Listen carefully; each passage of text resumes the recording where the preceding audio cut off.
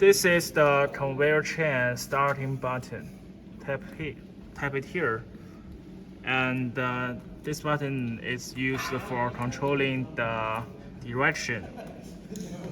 This is moving forward and stop and reverse.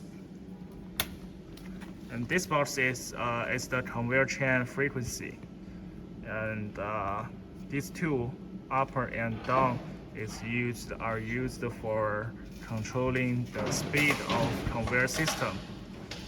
If you want it faster, you tap it here. If you want it slower, you tap it here.